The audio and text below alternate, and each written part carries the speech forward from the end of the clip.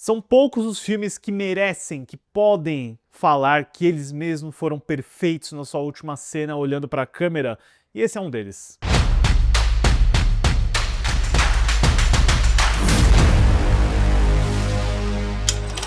Olá, fãs da sétima arte, meu nome é Lucas Nascimento e esse é o Lucas Filmes. E em 2025, acho que um dos melhores filmes do cinema americano desses últimos 15 anos, desse último século, na verdade, está completando aniversário. E como o seu diretor vai lançar um novo filme nessa semana, eu já vou trazer vídeo sobre ele muito em breve aqui, resolvi falar sobre a minha obra preferida da carreira dele, que é, claro, O Cisne Negro, filme de 2010 dirigido pelo Darren Aronofsky.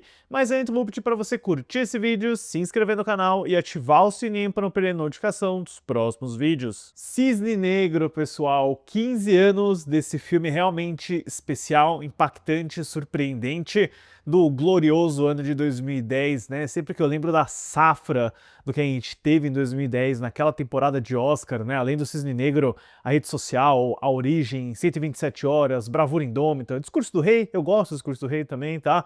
Que tempo bom, né, para se acompanhar cinema, para se acompanhar a temporada de premiações. E o Cisne Negro, ele era de fato assim uma das cartadas mais radicais daquela temporada, daquele ano, até por se tratar de um thriller, de um filme que tem muitos toques fortes de terror também, e que nasceu aí de um interesse do Darren Aronofsky sobre o mundo do balé, depois que a irmã dele começou a fazer. Ele chegou a conversar no ano 2000, com a Natalie Portman, né, sobre essa ideia de um filme de balé, eles nem tinham um roteiro nem nada, mas é durante esse período dos anos 2000 que o Darren entra em contato com o roteiro do Andreas Heiss, que era The Understudy, se eu não me engano, que acompanhava uma jornada um tanto intensa no mundo do balé, sobre uma bailarina que está sendo perseguida por um duplo, e o Aronofsky fica bem interessado nessa história e especialmente em remodelá-la para chegar no nível que ele estava, né, buscando, né? Esse roteiro chega a ser retrabalhado pelo John McLaughlin e pelo Mark Heyman, que trabalha bastante na produtora do Darren Aronofsky.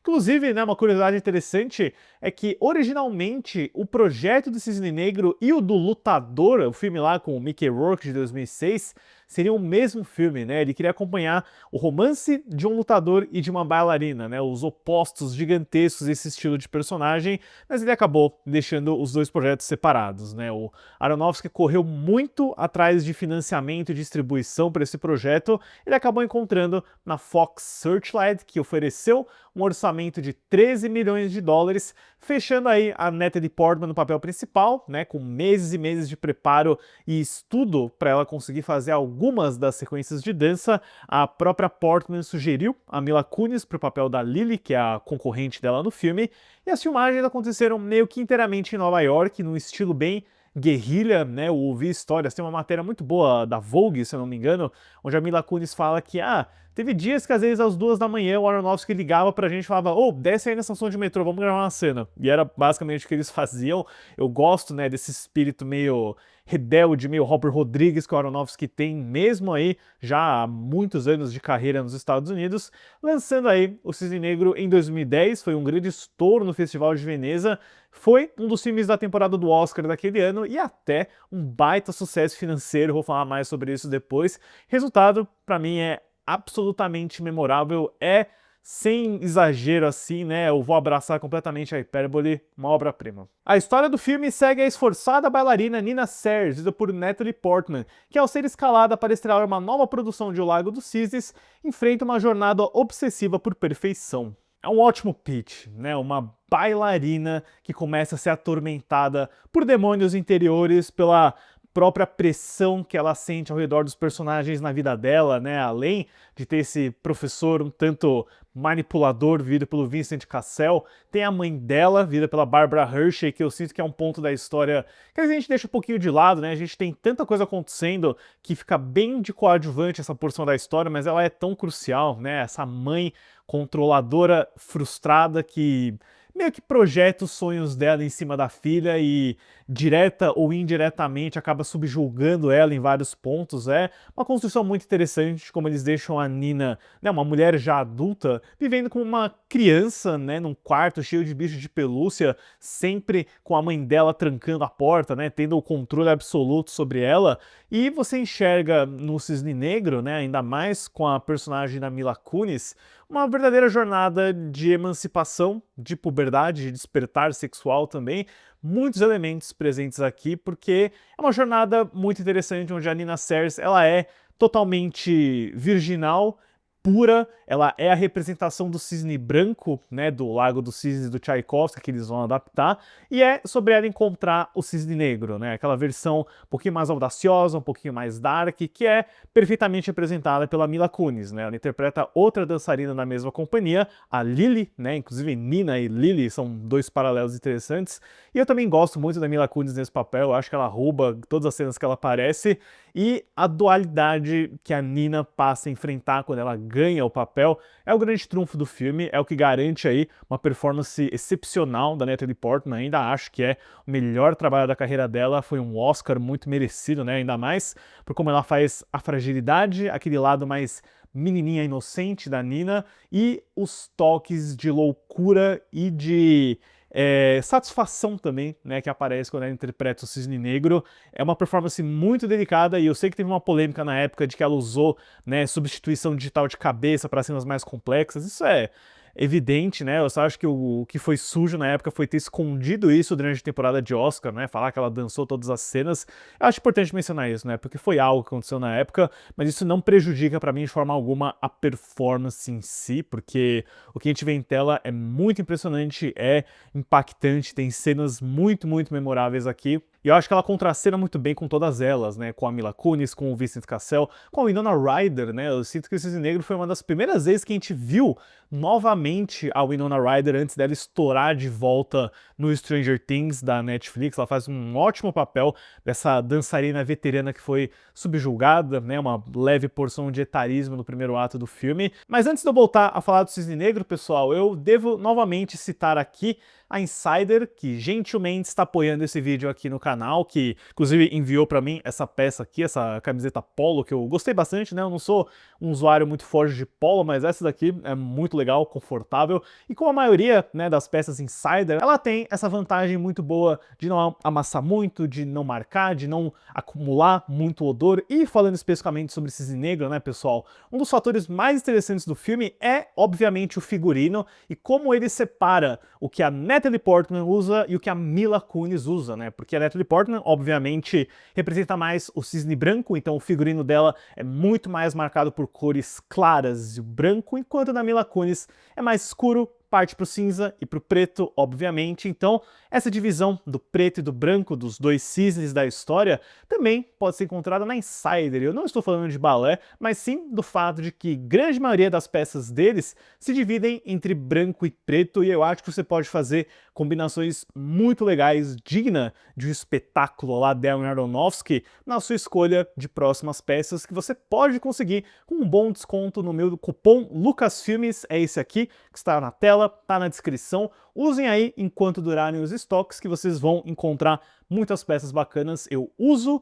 recomendo, e eu não falo isso só porque é um apoio, eu realmente gosto bastante das peças da Insider. Mas eu gosto realmente como o Darren Aronofsky mistura, né, aquele classicismo, aquela pegada bem elegante da trilha do Tchaikovsky que o Clint Mansell adapta e constrói algo por cima, com um filme de terror bem visceral, bem incômodo, né, que bebe um pouquinho de Brian De Palma, de David Cronenberg, tem sua porção de body horror ao mostrar que em alguns momentos de loucura ela se transforma num cisne, né? Então é muito ousado, é um filme que parece que ele brinca constantemente com a sua percepção do que é real, do que vai acontecer ou não. Eu até gosto também de como a gente está falando sobre um filme que busca a perfeição estética dos movimentos, mas que tem uma representação visual bem suja e imperfeita, né, com a fotografia do Matthew Libatic, que filmou tudo em película 16mm, então o grão desse filme é muito forte. Se você, né, tem o Blu-ray do filme e repara que tem muito granulado,